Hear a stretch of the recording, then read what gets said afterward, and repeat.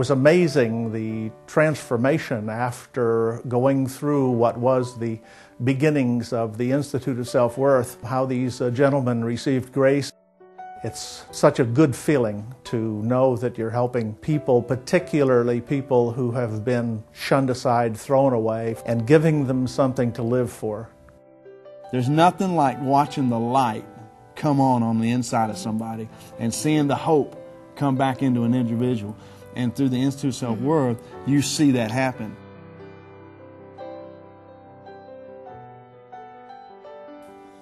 Now I'd like to take a moment here, and we're going to go to Brooke Foster, who was also in Hopkins County Jail and who was also under Rita Miller's course.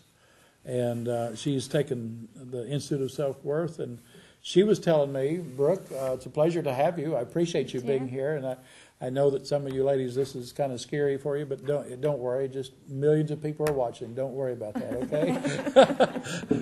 But you mentioned to me that you got started with drugs at 12 years of age, right? Yes, sir.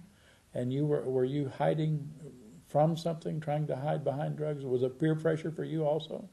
I was very depressed as a child, and once I found something to escape me from reality, So drugs was an escape for you, right? Yes, sir. Because you didn't know who you were.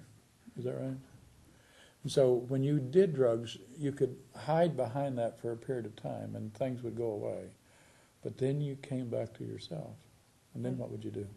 And then they was much worse, so I had to have more drugs. Really? And more drugs, and that kept on for 13 years. 13 years. My. So, and you have 2 children, is that correct? Yes, sir. Okay, and what you were mentioning earlier about your children. What did drugs do to your own personal lifestyle and your home, your family life? What happened there? Well, I was so wrapped up in the drugs that's all I cared about. I cared more about drugs than I did my family or my children or my husband, so I actually gave my children up. I say I gave my children up for drugs.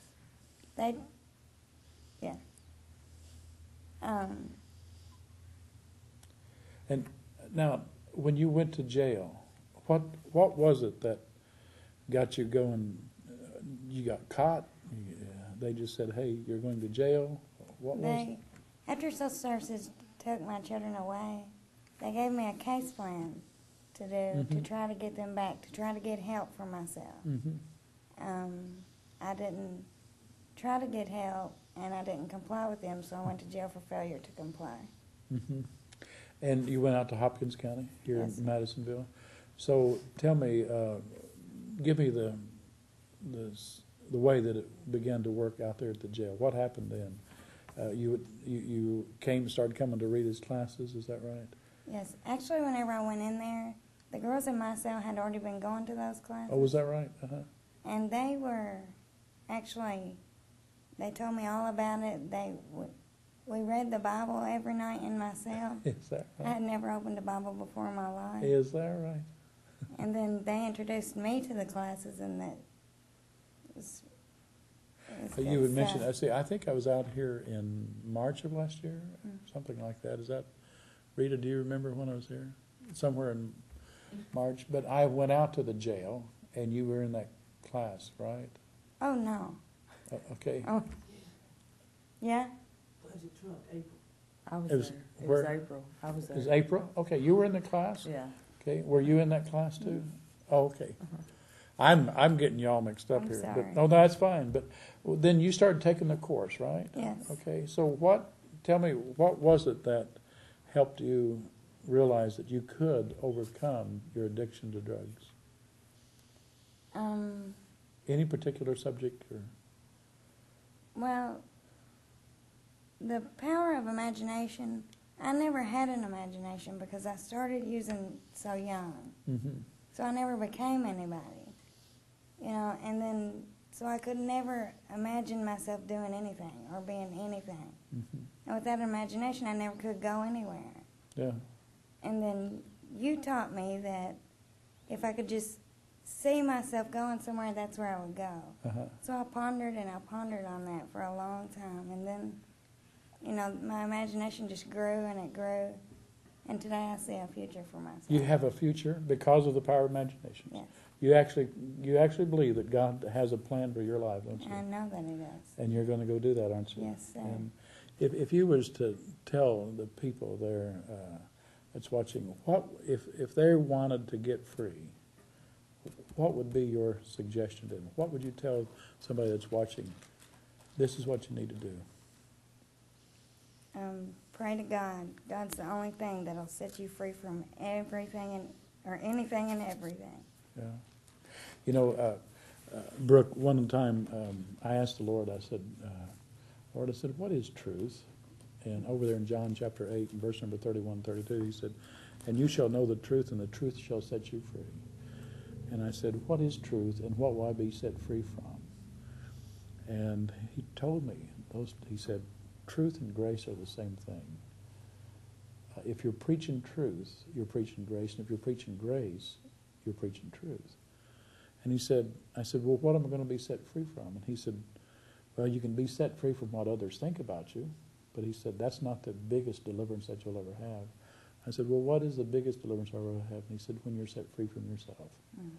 Free from bondage. Free from bondage. Free from you trying to hide behind something, right? Yeah.